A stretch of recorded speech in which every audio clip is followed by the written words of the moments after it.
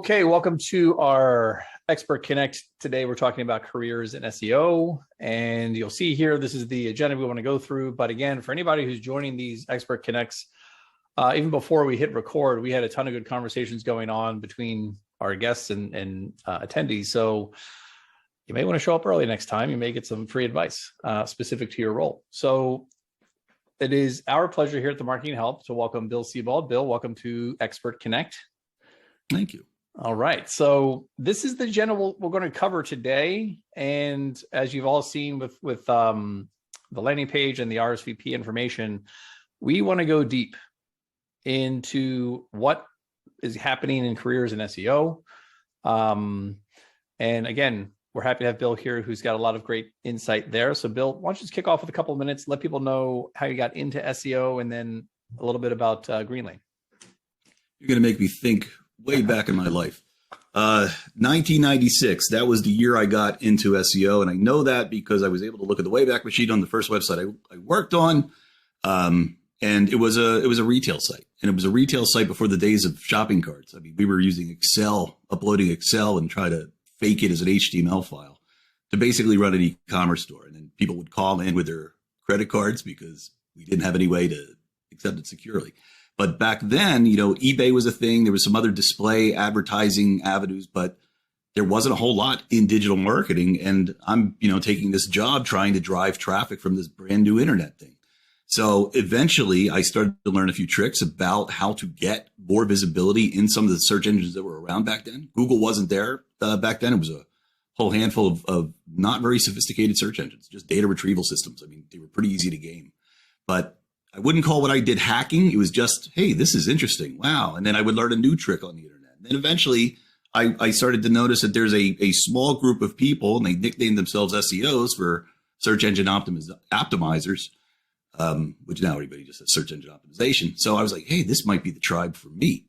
So as that group started to grow, and there were great people in that group, some of the smartest SEOs I've ever met, they were basically driving the industry. And I was able to jump in with them later on and help, contribute to the industry. But that's, once I was in love with it, because it is not only a practice where you can actually make a lot of money, but it's a practice that you can really enjoy the job, because it is a universe, especially different than anything else in digital marketing in my mind, because the entire universe lives online and we're all working together to figure out what Google isn't telling us about their ranking systems.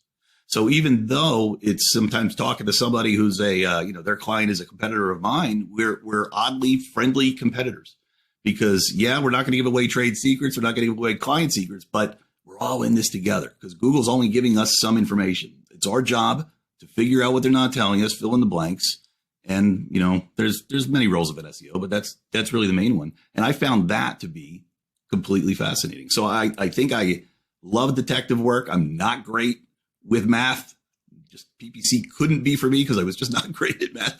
But I love search engines. I love discovery, and I love detective work. And SEO just seemed like the perfect world for me. Plus, I'm social.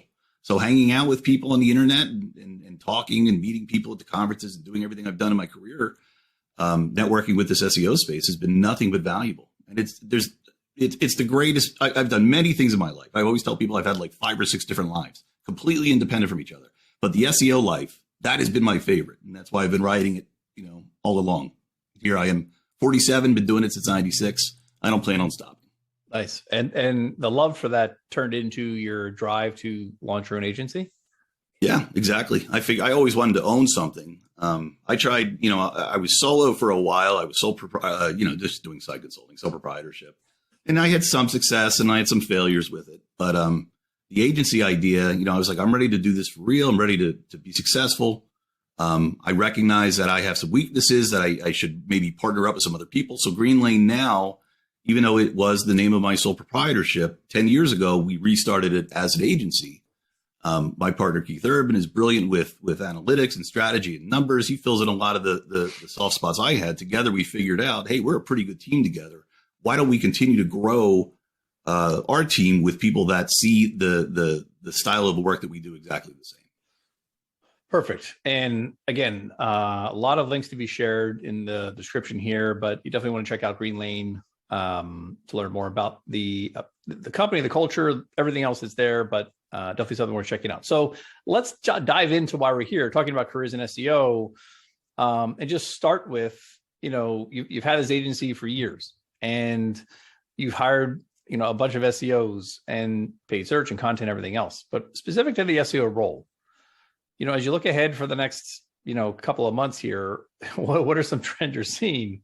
A couple of them we talked about earlier before we started recording, but what are some of the trends you're seeing specific to SEO careers? It's really the industry is going through a unusual change right now. I was just talking about how the entire thing is on the internet. It seems like Twitter is the home for that SEO sort of learning, right? That's what I find to be the greatest source. So a lot of the stuff that they're talking about is really some of the more advanced stuff. It's using different search models and different technologies that Google's trying to get into their algorithm. Google's tired of being manipulated. 2014, Google put out the Hummingbird update. It was a massive change to everything. I mean, only SEOs really knew how big a deal it was, but it was Google showing that, hey, we're done getting manipulated. We are going to go all in on being able to understand, comprehend copy. And that's why today, Google, you could rank pages without even having the keyword that you want to rank well for on the page, because Google is just getting that much better at understanding what the searchers want and what good content is and a good experience is. So the future of SEO is a lot more usability. It's a lot more conversion rate optimization, A/B testing. It's not just, hey, what should my title tags be? It's not just, hey, let me just get some links from anywhere. Hey, let me just run a couple screaming frog crawls and now I'm doing SEO. It just gets more and more advanced, and there's still so much opportunity for any SEO to come in and jump in. Even though it's been around for a while, I would still say SEO is still sort of newish. Like there's still so many people looking for SEOs and not enough good SEOs to fill the positions. Now, for someone who just started their SEO journey, like Carl, or someone who's a SEO manager who has a team they need to guide, based on what you just said, is the trend here for careers in SEO, a focus on more broadening your skill set? I know you talked in the podcast about full stack SEO. Is that the trend where you see more SEOs not wanting, but needing to become more full stack? No, I don't really see that trend, interestingly enough. Okay. I think a lot of times companies are realizing that they can't find that full stack SEO, so they're building systems in-house to sort of augment what they can't get, right? So maybe they reach out to an agency to help out with the content side, but they already have their developers in-house who are trained in SEO, but they can't figure out the content part. It's just right brain, left brain, so that kind of thing happens more often than not. And is it still, is a trend in careers? Is it maintain your specialty, but be like maintain your Tshape as an SEO where you have your core skills? That will serve anyone well who's in an SEO role, but also work on those complementary skills? I recommend being full stack. I'd like to think I am, and I think that served me well because I can go into any situation and come out with some kind of solution. I can speak the language. Yeah, it's a lot to learn. It's a lot that, it's like, I'm not a lawyer. I didn't go to law school. I got to imagine the volume of stuff they've learned in school. And now, I would ask you as an SEO to go be full stack and learn all this on your own because you don't have a school to go to so much, it's a lot to ask for, but it is definitely the way to go. If you are gung-ho enough and you are hungry enough and you want to be as successful as you can possibly be in a space, go after being, a full stack SEO.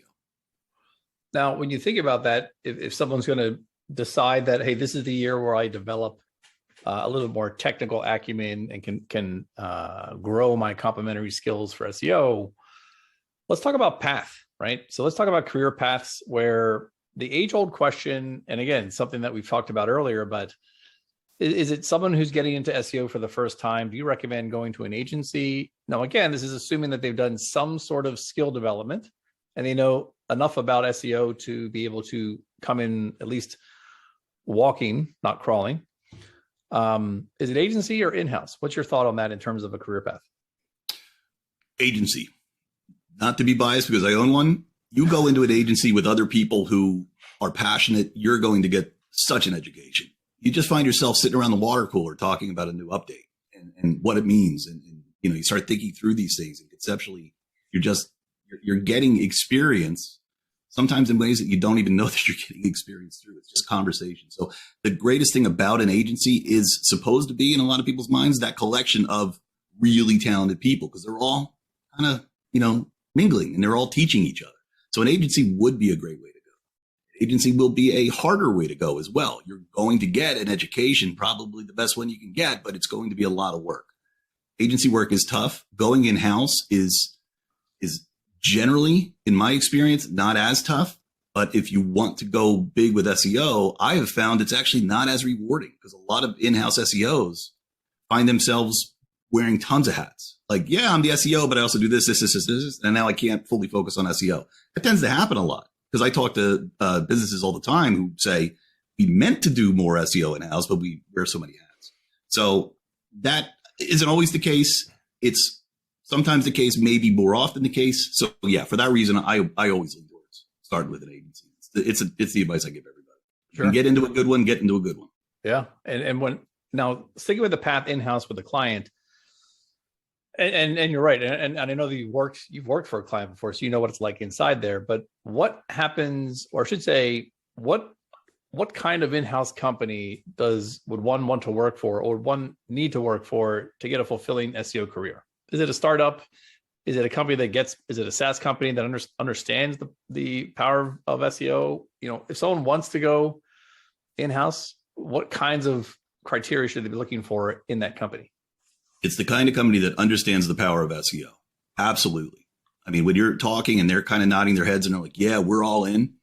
I always say to people now when I'm talking to prospects, SEO before was, we could never promise we could get you rankings, but we were pretty sure we could get you rankings. Usually it's pretty easy. Now with Google making the changes they had, you can't guarantee rankings at all. So it's, there's a lot of people that they look at SEO and they say, well, it's not really that worth going into. But then there's other companies that are like, we get it. We get the game. We know it might take 3-4 years to get to where we want to be instead of 6 months, 10 years ago. But we also understand that once we get there, the revenue that's going to come in is going to offset our 3 years of losses and then some. So it is a little bit of a gamble, no question. It's a channel that is not maybe right for all people. If you don't like that risk, marketing risk, it's a pretty standard risk. But if you don't like that risk, then maybe SEO isn't the way to go. Right. Or if you know that you as an individual, you as a marketer, you like a slower paced environment, well, then working for financial industry, doing whatever SEO is allowed, could be a path too. Again, it's all tied to expectations, like you're saying. Yeah, I don't mean to knock in-house. In-house, you can definitely do it. Yeah. Yep. Yeah. But it's that slower pace and being pulled apart that usually distracts you from really focusing on being the best SEO you can. That's just been my experience. So go a level deeper here. We got a question from one of our community members here. Couldn't attend the event, but what's an average week look like if you compare in-house versus agency? Go a level deeper into the sorts of tasks that you're doing in either scenario. It's funny. They're not that different, right? Because when you're conceptually, they're not that different. So when you're doing consulting work, you're basically doing the same job, but for a smaller duration of the month, right? So let me rephrase that. Not all SEO companies work like mine does, but we're going in and saying, here's where the opportunities are. Here's some ideas that we should try. Let's test this and do this. There's often, it maybe is even more likely that an SEO company is going to kind of come and say, this is what we do. This is our hamburger. This is what we sell. We give title tags to everybody. We give one blog post a month, and they kind of cookie cutter it. Yep. I lost your question right out of my head. I started thinking about a million answers. I do this to you all the time. I'm sorry. Well, so that's in-house for an agency. Is that the same in-house at is that the same day-to-day tasks in-house? Yeah. I mean, because you can get pulled in a lot of different directions. It's not always the same, but it is similar because you're basically in an agency, you're playing that in-house role, but you're not playing the in-house role full time. So the difficulty is you're not there full time. It's like you get back on the phone. You're like, okay, did you get that done? Oh no, 3 days ago, the developer couldn't pull this off. And here's why. It's like, oh, you didn't tell us that. So you're just not there. You're not sitting in the seat, which is a really nice place to be and a good reason to want to be in house, even though things, I pulled out some cons. really at the end of the day, I think it depends on the kind of person you are. And one of those two scenarios are going to look more attractive than the other. But they're both, I mean, they're both good. It's you can't lose. If you get a good SEO position in a good company that cares about SEO, you're going to have a great SEO career. If you're banging your head against the wall trying to get somebody to give you some money so that you could actually get some good content, you're going to have a terrible SEO career. Got it. Okay. So it sounds like the answer here is when it comes to what you do on a day-to-day basis, regardless of agency or in-house, listen, if you're getting a chance to do the work and be challenged, no matter what it is in SEO, then that's a good path for you. Yeah. Now, the thing is, go ahead. I can also add there are a lot of cases where I meet people and it's like, well, what do you do? Well, I'm the SEO manager. Oh, how long have you been ranking websites? Well, I don't really rank them. I work with the SEO companies. I'm a translator. So that's also an in-house thing. It's where you will never become a great SEO, but you'll become a good enough SEO project manager. That's a role people don't often think about, but that's another value of having SEO strengths. So let's go there a little bit too, because you're right. And I see this all the time, no matter what the role is in marketing, but there's no audited job description for positions, unfortunately. So anyone could be anything if they're an SEO manager, which I think the answer there, or the thought there, is that if you have an interest in SEO as a career, it doesn't mean you need to be the person that knows how to do all the technical deep dive back end stuff. But it feels like now, I guess more and more, if there's an interest in understanding content, or is even the comfort with project management, that there could be opportunities in SEO that way too. You don't have to be the technical know-it-all. You can actually be a good people person and still have an SEO position. Sounds like. Yeah. And that can be a controversial statement. I totally agree with it. There are SEOs that say you can't be a good SEO unless you know it all. I don't see that actually being true. I see great SEOs that are really just on the content side. They can rank things better than, some SEOs who've been doing this forever. Mm-hmm. So, yeah. So, we have SEOs that are in-house, SEOs that are doing agency. Now, what is your guess? Let me just hear your guess here on the percentage of SEOs that have full-time paying jobs. What percentage of those SEOs are actually doing some freelance work also? As far as you know. Yeah, every SEO I know has some kind of side project going. I mean, I always have a handful of them. Just they don't always make money; they usually fail. But it's like a playground. God, what would my guess be? I could say 50% and not think that was off, because everybody I know is tinkering on the side. Right, and like you said, it can be a lucrative career, and a way to that is, you get your first SEO role and you're making X, but you can add another 10, 15, 20 grand a year by doing some side work. Sure. Now, when you hire SEOs, is that something that you look for in candidates as a positive or a negative? Positive, because we want to know that you are so into it that you've taken your own initiative. Yeah. I mean, I know it's I don't have a company where it's, we're not a sweatshop, right? You do your 40 hours in my place. So, we're not trying to we just don't have the time to teach everybody everything. So when they show their initiative on the side and they're working on these things on the side, it's a real helpful thing. Got it. Now, a question here from the career standpoint, and more from the skill development standpoint. Now, I have to say it just because it's out there, but when you think of Web3 and all that entails, is there any immediate impact you think to SEO roles or a need to focus on skills? Voice search is here. Image search was a thing. Is there a search component, or are search SEO skills relevant to Web3?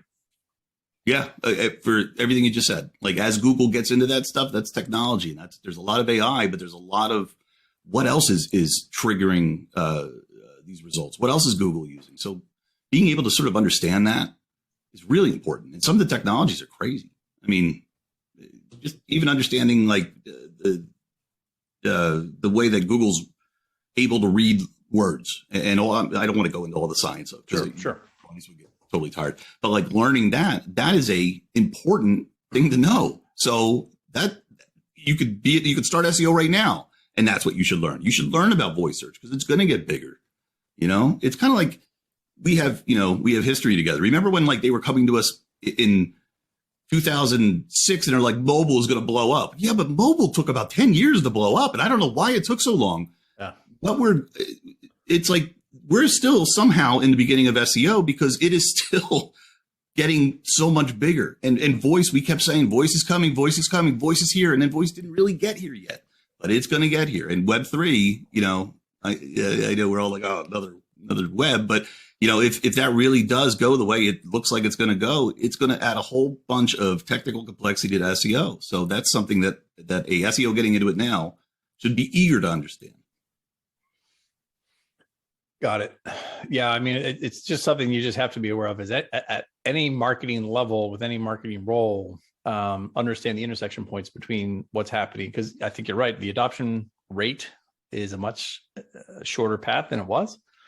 So let me pause here and see, is there any questions, Carl, any questions about career paths or career trends?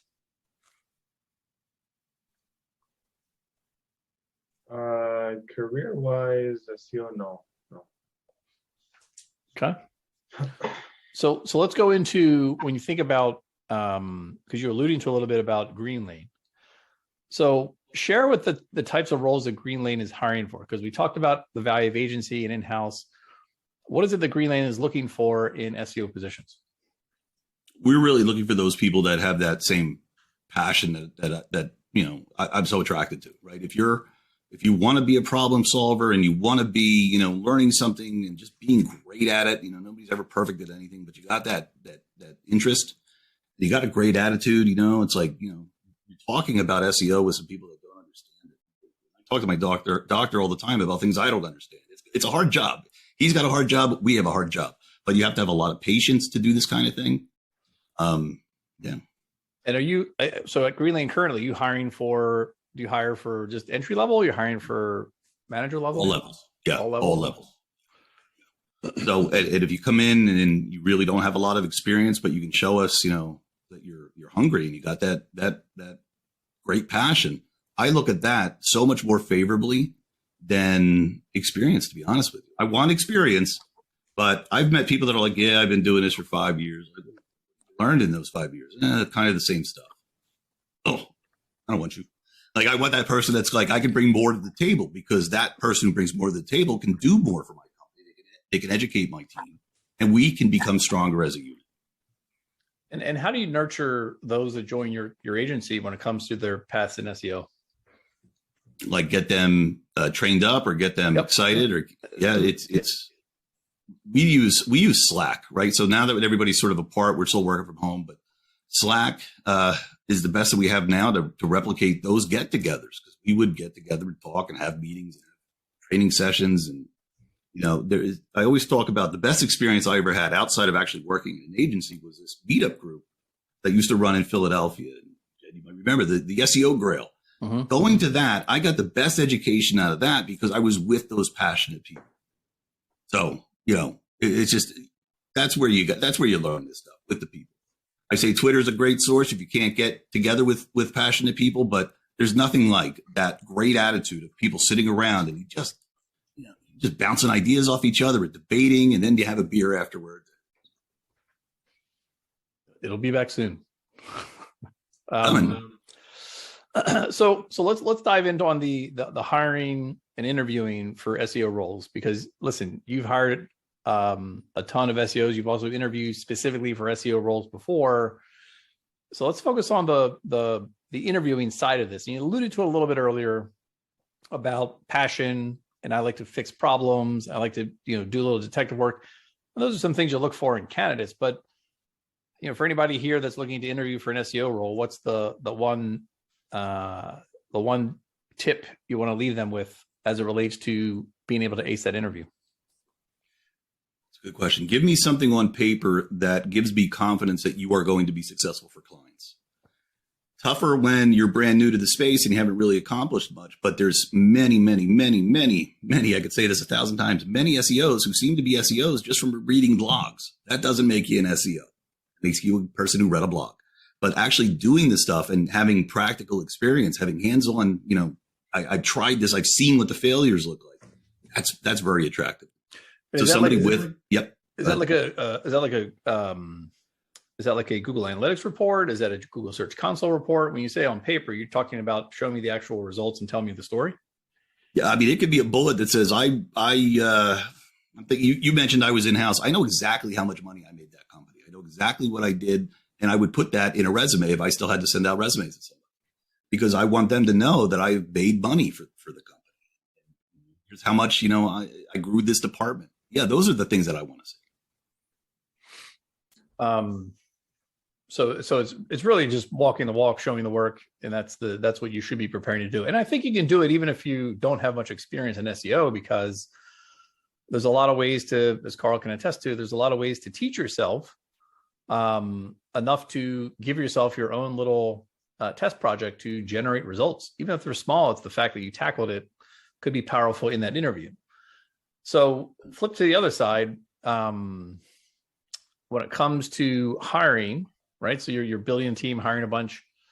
How do you think about structuring your SEO teams? Is it hire someone senior first, junior second, hire someone junior, evolve them, develop them into a manager level? What's your tip for those that need to hire for SEOs for their agency team or in-house team? Yeah, I like the way we did it. We hired everybody that worked with us was pretty senior, very skilled. And then we were starting to bring in juniors because we knew that they were going to get the education, and the more senior people wouldn't be distracted being mentors. They got their job, and mentorship is very easy because it's natural to them. Got it. Okay. We'll start opening the floor here if there's any questions anyone has. Again, you've heard a lot about Bill, what he's done. You heard about his thoughts on the career paths and some of the trends we're seeing with careers and SEO. Any other thoughts or questions? Jed? Yeah, thanks, Eric. Hey, Bill, I had another question from the community. This is another member that couldn't be here, but the question is, I'm an SEO manager at an agency. As an agency leader yourself, what's the most underrated skill to get ahead, in quotes, and get noticed at a marketing agency?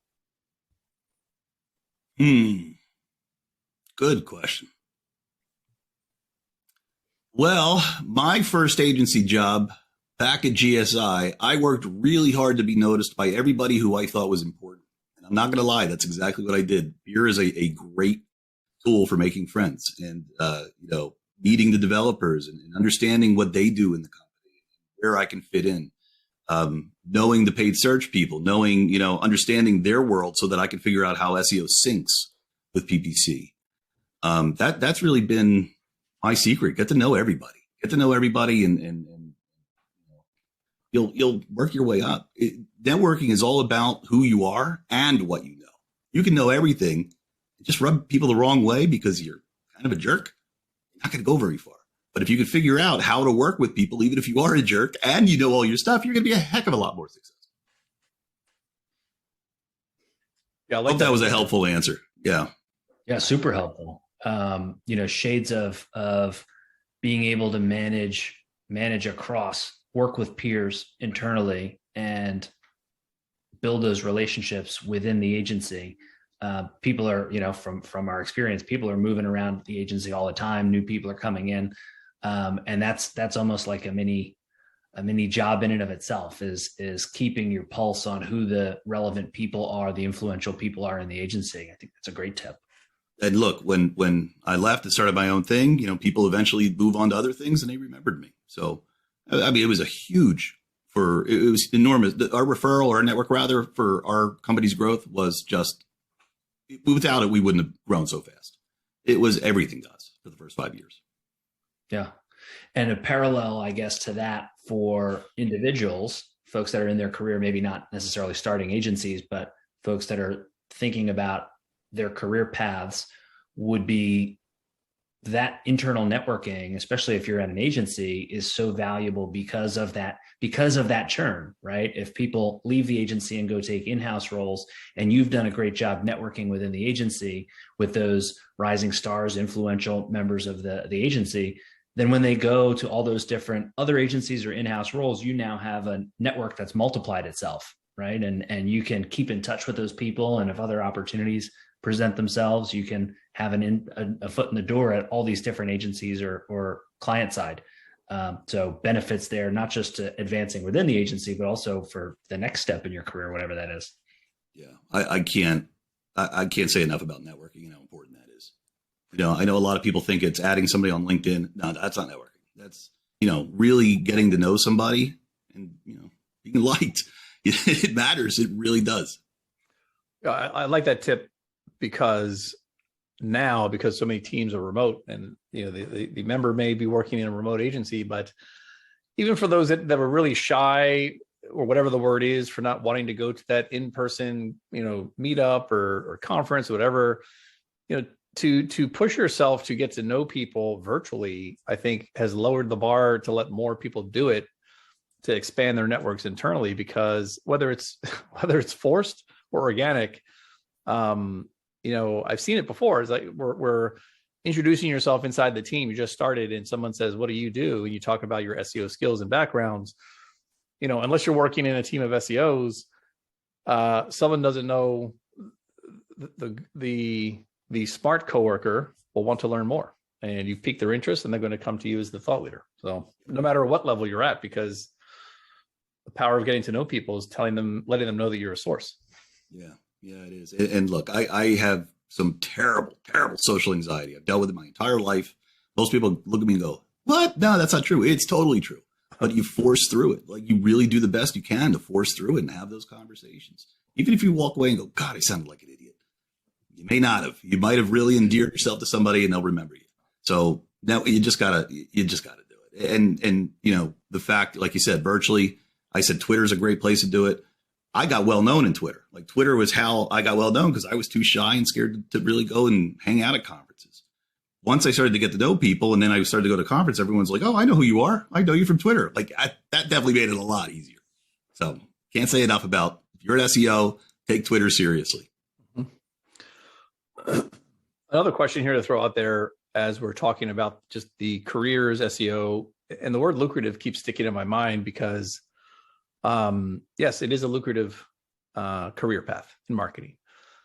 If you had to give a range, I know it all depends, and we're not going to document this as the Bill said, this is the number, but if you had a range out there for entry level, call it manager level, call it director level, what are some of the bands that you've seen out there for those that want to think about making this their path, whether they're at the beginning, in the middle, or gut checking themselves and see how much more freelance they need to do? I think it has a pretty familiar and standard kind of start, right? The 40K to the 50K, you start to get a little more experience, you get to 60 and 70. But then once you hit a point of being pretty special, you jump.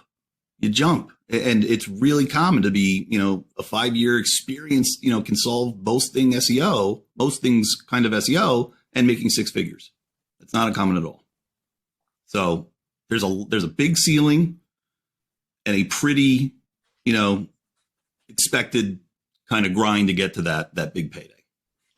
That's what I like about SEO as a career, is because unlike some of these other email specialties, content, paid search, there are similar paths, but SEO just feels like it's such a craft that if you invest your time in it and you like to do it, then we talk about successful, reward, and fulfilled as the 3 pillars for any successful marketing job. Gosh, if you really like doing SEO, then you could hit all 3 of those no problem, knowing that you have this sort of uptick in growth for salary. Yeah. There was a point, I remember it vividly, where I finally got the confidence to where I felt like I was worth more. Like, as soon as you get to that point, you get to move out of everybody else and you get to move into that expert zone. Once you start riding that expert zone, that's a good spot to be, because it became really comforting. And this is even before I started my own company. It became really comforting to know that I will always have a job. I will always be in need. People are always looking for the highly skilled SEOs. And I'm always, I could be the one to fill that role. So that was a pretty good perk of taking the SEO ride. What a nice ride it is. Go ahead, Jed. Yeah, I'm still raising my hand. I'll keep raising my hand. So we talk a little about one of our themes at the Marketing Help is marchetypes, which are the working styles, sort of the hidden working styles of successful marketers. And we identify 6 of them. And for SEOs, just in my experience, and maybe in yours too, my view just went off. There are a couple of personality traits, I think, Bill, that you've touched on over the last 45 minutes that are really conducive to a career in SEO, right? Sort of the tinkerer, the hacker, someone who is excited about getting a really expert level at something, what we call the Olympian. There are a couple of these sort of working styles that if you're leaning into one of those working styles, then, and you're already in the SEO field, then you're in a great position. If you're leaning into those working styles and you're more of a marketing generalist, then exploring SEO as a specialization is a great option for you as a career path. So I'm hearing all those things, Eric, that sort of align with what we've put out there in the 6 archetypes. So that's really encouraging.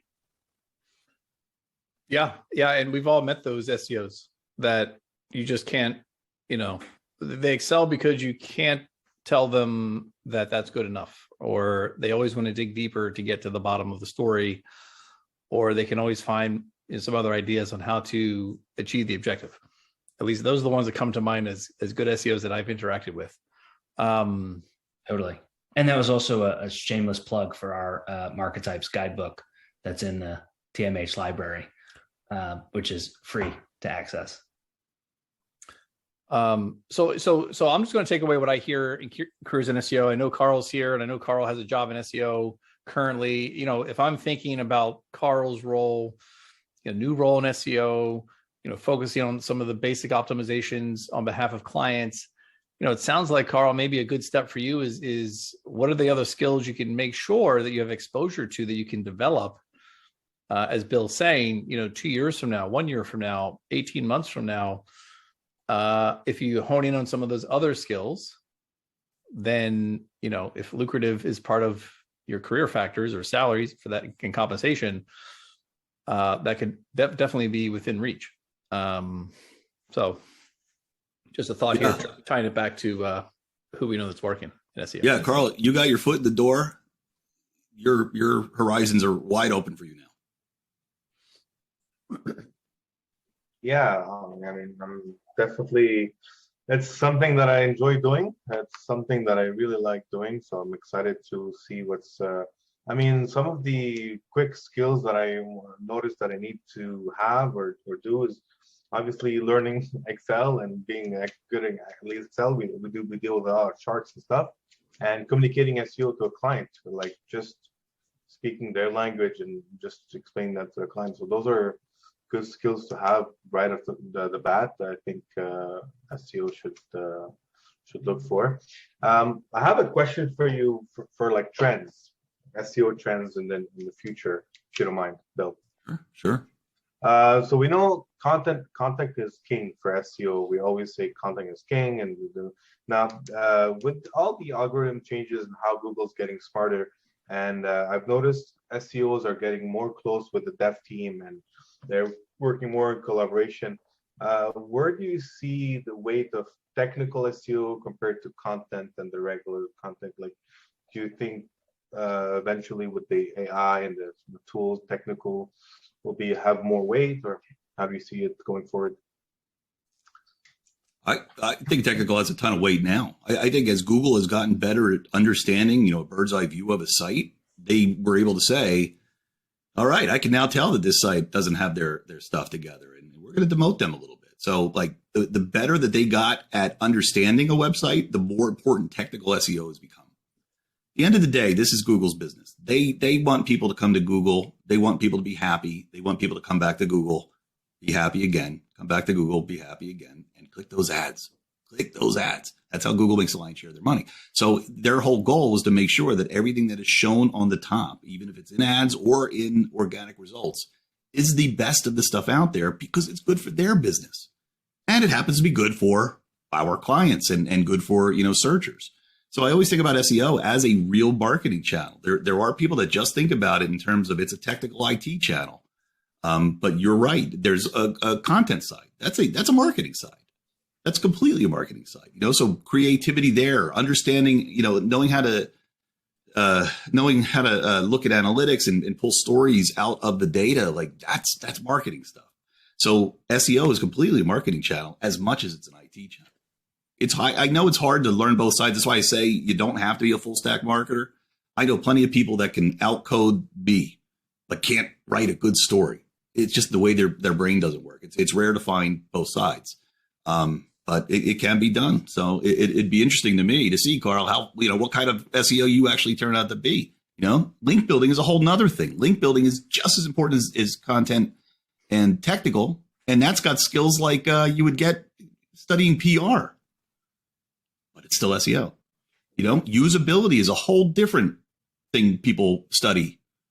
But we talk about usability. We found out when Google was just they were in front of Congress, right? And the CEO of Google says, "Oh yeah, we are using user metrics in our rankings." Well, thanks, Google. You've been lying to us and telling us you haven't. So it turns out that SEO should be a UX person too. There's so much to learn, and it's just the sky's the limit for you. It's such a great point because it is, it's all iterative and it's never over. You never know everything and you never have everything figured out. I think that's where a lot of early stage marketers think that has to be their end goal when the reality is no. That's why Tshape is so important, to know something really well, but also be aware of, as you're saying, PR, UX, and content and how they're important to SEO also. So one thing that Carl said, I wanted to tap your brain real quick here, Bill, when he was saying that his job is to explain SEO to clients, I just have to ask you because it's stuck in my head, but some of the best analogies you use to explain SEO to clients, what's your favorite? I know my favorite. What's my favorite one now is probably a doctor, right? And as I'm getting older and going to my doctor, I'm more and more realizing that I'm a doctor and my patient is the website. And, I go to my doctor all the time. He says, you haven't lost that weight. You haven't taken those recommendations. No, I took this recommendation and that one. It's really, it was up to me to decide to push it all through. I think I'm going to drift from your question again, Eric. I start getting all these answers in my head and I go, wait a minute, I got to tie this back to his question. But it's how do you explain SEO to a client who has no idea how SEO works? It sounds like you're saying, hey, your site is a patient. I'm the doctor, and right. That's where I fell off. The doctor's job is to really explain. Here's what we are doing. Here's why we are doing it. And I don't understand half the stuff he's talking about because I didn't go to medical school, and it's I wasn't great at biology, and I don't know this stuff. So the ability to be able to communicate it properly is absolutely important. So when I'm thinking about how to be a good SEO, I'm thinking similarly about how to be a good doctor, because that's really what we're doing. We're going in and we're saying, all right, your website isn't doing as well as your competitors. Might as well say your website is a little sick. Well, what does it have? We don't know yet. We're going to have to do some tests. Well, how long will it take me to get completely healthy? I don't know. It's like asking a doctor. I got the sniffles. What do I got? I don't know. We got to do some tests. We got to find out. Then I can tell you how long I think it'll take you to get. So SEO is really about building upon the things that you are doing. Here's what's up. Google is too smart to give everybody the same signals, right? One industry gets looked at differently by Google than another industry. If you're in the pet industry, you're getting ranked on different signals, and there's hundreds of them, than maybe if you were in the loans industry. So experimenting and building upon what you're doing is crucial. Having a prescription, the doctor analogy again, that you give every patient probably gets sued for malpractice. And SEO has to, give the right prescription for the ailments of the website. all good stuff. Was that a good one? I like that. I have another one if you didn't like that one too much. No, I like that one because it's so true about every patient is different. And, the way we hear clients sometimes come in and say, fix my SEO is almost like the patient coming to a doctor saying, make my cold go away tomorrow. And you should be reacting the same way that a doctor would react to saying that after you get done laughing, and educate them on why that can't happen. But here's what we'll do to get there. It's great. Perfect analogy. All right. So wrapping up here again, let us know, Bill, where Greenlane folks can go to check out those jobs that you're referencing. Sure. Yeah. Greenlanemarketing.com is our website. There's a section. It's right in our About Us, and it's a careers page. And we have a couple positions open: SEO account manager, PPC manager, and we have some SEO associates. So we are, open to hiring some new talent who's eager to learn and be the best. And you're looking remote, US based? We are, yeah. Okay. We like local. Local's great, but Yep. remote is okay. All right. And we will be posting this recording in the resources library where everyone can get access to it. But again, if you're looking to get help with getting that job, getting connected with other founders like Bill to start your SEO career, or like Carl, looking to advance in your current SEO career, sign up for the marketinghelp.co/membership, upgrade to TMH Plus, and that's going to get you that support. Because again, there's a lot of ways to go about finding your next role in marketing. But when you have the support of the network and the mentors tied to TMH Plus, things are a lot easier. So Bill, I want to thank you for your time. Thank those who attended and for the questions that came in. So Bill, appreciate it and look forward to seeing the community. If I could ask mention one more thing, I just want to say what you guys are doing is absolutely incredible. When I mentioned earlier, there isn't really a school for SEO. There isn't really a school that's doing digital marketing right. If I had a program like you guys had, wow, it would have been so powerful and meaningful to me. So I love that you have this program. Love having you part of it. And, we're here to help marketers. This is something we created to make sure let's not let what happened to us in our careers happen to others. And that's what we're trying to do here. So good stuff. Thank you, Bill. Thank you, those that attended. We'll see you at the next expert pleasure session. meeting you, Bill. Great meeting you too. All right.